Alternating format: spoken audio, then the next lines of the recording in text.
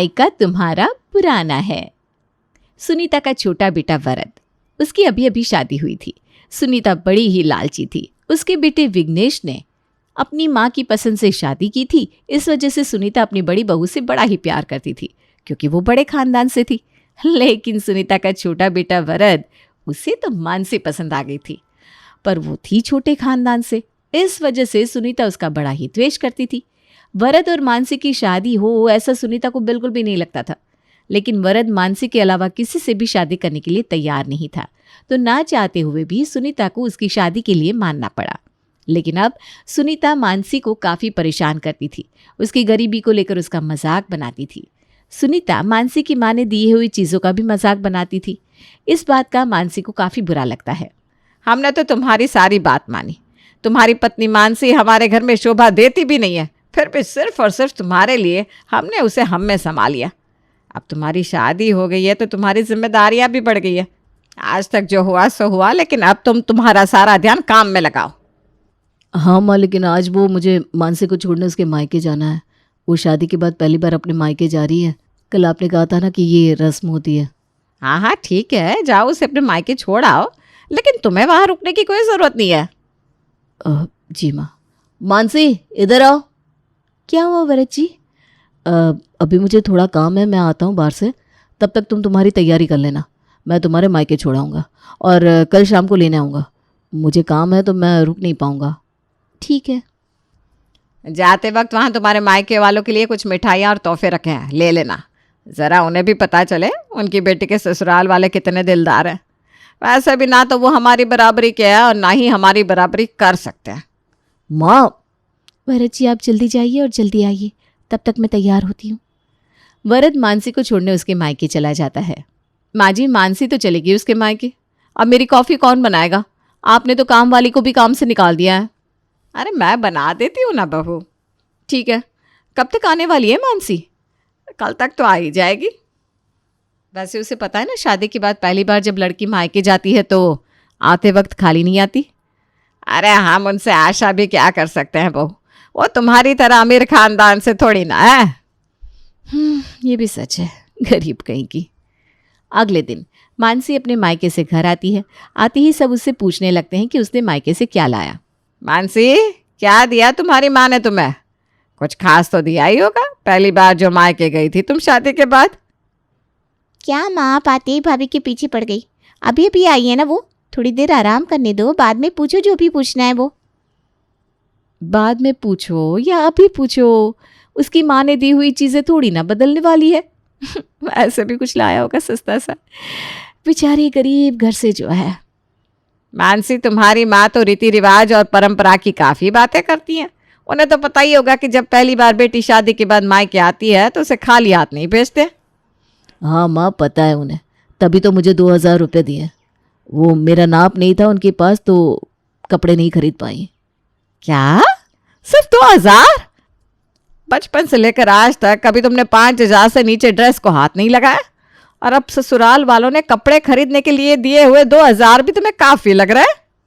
वरद जी, मेरी और मेरे मायके वालों की यहाँ इज्जत बनी रहे, इसलिए आपको झूठ बोलने की कोई ज़रूरत नहीं है। मुझे पता है कि मेरी माँ गरीब है, लेकिन तब भी उन्होंने मुझे खाली हाथ नहीं भेजा। अच्छा, तो क्या दिया है तुम्हारी माँ ने? ज़रा हमें भी तो दिखाओ। ये दिया है मेरी माँ ने मुझे। मानसी एक संदूक की तरफ हाथ दिखाकर कहती है। इतना बड़ा संदूक, लेकिन पुराना लग रहा है। तुम्हारी माँ ने नई दुल्हन को पुराना संदूक दे दिया। कैसी है तुम्हारी माँ? माँ जी, ये सिर्फ संदूक नहीं है, ये एक माँ ने एक बेटी को उसकी नई गृहस्थी बसाने के लिए दी हुई कुछ उपयोगी चीज़ें हैं।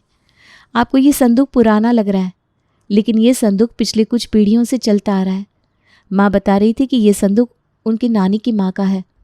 तुम्हारी माँ की हैसियत नहीं है तुम्हें कुछ नया दिलाने की, इस वजह से उन्होंने तुम्हें कुछ भी कहानी सुना दी और यह संदूक थमा दिया। लेकिन माँ ये संदूक तो 150-200 साल पुराना लग रहा है। तो जो भाभी की माँ ने बताया है ना कि ये संदूक उनकी नानी की माँ का है, तो ये सच भी तो हो सकता है। अरे माना कि यह संदूक सच में इतना पुराना है, मानसी की माँ की नानी के माँ का है, लेकिन इसका उपयोग क्या? हमारे इतने बड़े आलीशान घर में ये तो बस कचरा लग रहा है। कुछ और नहीं था क्या तुम्हारी माँ को देने के लिए? ये संदूक थमा दिया। ये हमारी परंपरा है, जब बेटी ब्याही जाती है तो साथ में ये संदूक भी, और संदूक में बेटी की ज़रूरत की कुछ चीज़ें भी। इसका मतलब इसमें कुछ ज़रूरत की चीज़ें? ज़रा दिखाओ तो भाई, हम भी देखें। अरे क्या ही होगा बहू, कुछ पुरानी साड़ियाँ, इससे ज़्यादा क्या हैसियत है इसकी? तुम्हारी तरह थोड़ी ना है। तुम जब पहली बार मायके से ससुराल आई थी तो जेवर लेकर आई थी, कितने महंगे महंगे तोहफे लेकर आई थी। अब वरद ने फटीचर बहू घर में लाई है तो हमें उसे झेलना ही पड़ेगा। मानसी को सुनीता और जानकी की बातों का काफ़ी बुरा लगता है। वरद उसे समझाने की कोशिश करता है। तुम्हारी माँ ने तुम्हें जो कुछ भी दिया है वो भले ही नया ना हो या फिर उसकी कीमत भाभी को, माँ को ना हो, लेकिन मैं तुम्हारी माँ के प्यार की कीमत समझता हूँ। तुम्हारी माँ ने तुम्हें जो चीज़ें दी है वो अमूल्य है, चाहे कितने भी पैसे खर्च क्यों ना कर लो। लेकिन मैं तुम्हारे लिए ऐसी चीज़ें नहीं खरीद सकता, क्योंकि इन वस्तुओं में तुम्हारी माँ का प्यार है, उनका स्पर्श है। लेकिन माँ जी ये बात क्यों नहीं समझती? उनकी माँ ने भी उन्हें कुछ न कुछ प्यार से दिया होगा जो पुराना होगा। क्या माँ जी की माँ ने दी हुई चीज़ों की माँ जी के लिए कोई कीमत नहीं है? भाभी बड़े खानदान से है ना, वो माँ को अपने मायके वालों से कुछ न कुछ महंगी चीज़ें ला कर देती है और माँ को कुछ न कुछ पट्टी पढ़ाती रहती है। माँ भी वैसे ही बर्ताव करती है। जब से भाभी इस घर में आई है माँ पूरी तरह बदल गई है। लेकिन तुम चिंता मत करना, एक ना एक दिन माँ को उनकी गलती का एहसास होगा और उन्हें तुम्हारा और तुम्हारी माँ ने दी हुई चीज़ों का महत्व भी समझ में आ जाएगा। ऐसे ही कुछ दिन बीत जाते हैं। एक दिन शाम के समय डाइनिंग टेबल पर, वरद मुझे लगता था कि तुमने गरीब घर की बहू इस घर में लाकर बहुत बड़ी गलती कर दी। ऐसा लगता था इसका एक भी उपयोग नहीं। लेकिन वैसे ये खाना बड़ा अच्छा बनाती है, कम से कम कोई काम तो ठीक से आता है। इसके आने से हमारी नौकरानी के पैसे बच गए। हाँ, जब से मानसी खाना बनाने लगी है मेरा तो रोज़ डाइट टूटने लगा है। लेकिन मानसी ये बर्तन कुछ अलग दिख रहा है। तुमने ये बर्तन कहाँ से लाया? ये तो हमारे नहीं है। माँ जी ये बर्तन मेरी माँ के हैं। उन्होंने भी इन्हीं बर्तनों में खाना बनाकर अपने परिवार वालों को खुश किया था। अब आप लोगों को खुश करने के लिए, आपके लिए स्वादिष्ट व्यंजन बनाने के लिए माँ ने ये बर्तन मुझे दिए। मतलब ये बर्तन पुराने हैं? तुम क्या चाहती हो? अब तुम्हारे जैसे गरीब लोगों ने जिन बर्तनों से खाना खाया है उन बर्तनों में अब हम खाना खाएं? तुम्हारी हिम्मत कैसे हुई इस घर का खाना तुम्हारे घर से आए हुए फटीचर बर्तनों में बनाने की? तुम समझती क्या हो अपने आप को? इस घर में बर्तन नहीं थे क्या जो तुम अपने मायके के पुराने बर्तन यहाँ उठा कर ले आई? तुम्हारी माँ, उन्हें तो अकल ही नहीं है, कुछ भी पुरानी चीज अपनी बेटी के ससुराल भेज देती है। मानसी, तुम्हारी माँ ने तुम्हें पुराने बर्तन दिए, लेकिन तुम्हें तो अपने ससुराल वालों का लिहाज करना चाहिए था ना। क्या स्टेटस है हमारा? वो तो मुझे पता नहीं था कि ये तुम्हारे मायके वालों ने दिए हुए पुराने बर्तन हैं जिसमें बना हुआ खाना तुम हम सबको खिला रही हो। नहीं तो इस खाने को मैं हाथ भी नहीं लगाती। नहीं तो क्या, खुद तो माँ की पहनी हुई पुरानी साड़ियाँ पहनती है, कभी उनका स्वेटर, कभी उनका पुराना पर्स लेकर आती है। सारी मायके की पुरानी चीज़ें यहाँ उठा कर लाती है। अब बर्तन ही बचे थे वो भी तुम यहाँ उठा कर ले आई। तुम तो नादान हो, लेकिन तुम्हारी माँ को तो समझ होनी चाहिए कि इतने बड़े घर में हमने बेटी ब्याही है तो उसे क्या दे क्या ना दे। हमारा बात करना ही बेकार है। तुम जैसे गरीब लोगों से हम उम्मीद भी क्या कर सकते हैं। कितना बोलती हो तुम दोनों, चपड़ चपड़ चपड़। जानकी, तुम तो सोने का चम्मच मुंह में लेकर इस दुनिया में आई हो। प्यार लगाव ये सब तुम्हारे लिए बने ही नहीं। तुम रिश्तों को पैसों में तोलती हो। तुम्हें समझाने का कोई उपयोग नहीं, क्योंकि तुम्हें लगता है कि इस दुनिया में सारी चीज़ें पैसे देकर खरीदी जा सकती है। मानसी को उसकी माँ ने दी हुई सारी चीज़ें किसी भी दुकान में मिल जाएगी, लेकिन उसकी माँ ने दिए हुए चीज़ों में उनका जो प्यार और स्पर्श है वो अमूल्य है। दादी, आजकल कोई भी किसी भी पुरानी चीज़ इस्तेमाल नहीं करता। मुझे आपकी कोई फिलॉसफी नहीं सुननी। जानकी, ये क्या तरीका हुआ माँ से बात करने का? पापा जी, तरीका चाहे जो भी हो, मेरी बात गलत नहीं है। अरे सच्ची तो कह रही है बड़ी बहू, आजकल कोई भी किसी की भी दी हुई चीज़ इस्तेमाल नहीं करता। कोई और मुझे उनकी पुरानी चीज़ देता तो शायद मैं भी इस्तेमाल नहीं करती, लेकिन मेरी माँ मेरे लिए कोई और नहीं है।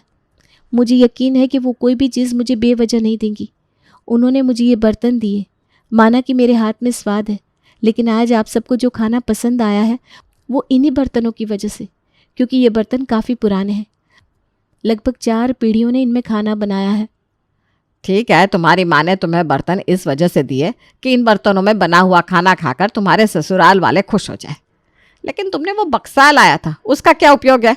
वो स्वेटर, वो पुरानी साड़ी, वो पुरानी घड़ी, वो सब तुम्हारी माँ ने तुम्हें क्यों दिया?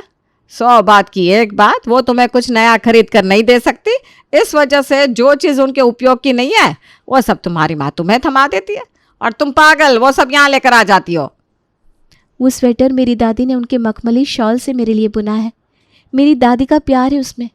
जो साड़ी आपको पुरानी लग रही है, वो साड़ी मेरी माँ ने उनकी शादी पर पहनी थी। वो साड़ी दुनिया के महंगे से महंगी साड़ी से भी ज़्यादा कीमती है मेरे लिए। और वो घड़ी जब मैं 10वीं में अच्छे नंबर से पास हुई थी ना, तब मेरे पापा ने मुझे दिलाई थी। ये सारी चीज़ें मेरे लिए बहुत अनमोल है। शायद आपकी नज़रों में इसकी कोई कीमत नहीं होगी, लेकिन मेरे लिए ये अमूल्य है। बड़ी बड़ी बातें करना और सबको फंसाना, यही तो आता है तुमको। इसी तरह हमारे देवर जी को तुमने फंसाया है ना। हकीकत तो ये है कि तुम्हारा मायका ही पुराना है, जो बेटी को ऐसी पुरानी चीज़ें देता है। तुम कहाँ इनको समझाने बैठ गई मानसी? ये सब प्यार रिश्तों की बातें इन दोनों की समझ से बाहर है। इन्हें सिर्फ पैसा दिखता है। करो और पत्नी की तरफदारी करो। आजकल उसी के इशारों पर नाचते हो ना तुम। ना तुम्हें माँ का लिहाज रहा है ना ही बड़ों का। वो जो कुछ भी कर रहा है सही कर रहा है। अगर अपने घर वाले गलत हो और अपनी पत्नी सही, तो हर पति को अपने पत्नी का साथ देना ही चाहिए। तुम सारी बातें भूल गई हो। मुझे अच्छे से याद है तुमने भी अपने मायके से कितना और क्या खास लाया था। अपने हाथों से अपनी बहू के सामने अपनी बेइज्जती मत करवाओ सुनीता। ऐसे ही कई दिन चले जाते हैं। जानकी और सुनीता बिल्कुल भी नहीं सुधरती। मानसी के मायके से आई हुई हर चीज़ का मजाक बनाना, उसे भला बुरा कहना, ताने मारना उनकी आदत हो गई थी। ऐसे ही कई दिन बीत जाते हैं। एक दिन मानसी की ननद सोनल की शादी तय होती है। घर की आखिरी शादी थी, इस वजह से सब लोग बड़े उत्साह से शादी के काम कर रहे थे। अपनी बेटी अब दूसरे घर जाएगी, इस बात से सुनीता भी बड़ी मायूस हो गई थी। उसे अपनी बेटी को क्या दूं और क्या नहीं, ऐसा हो गया था।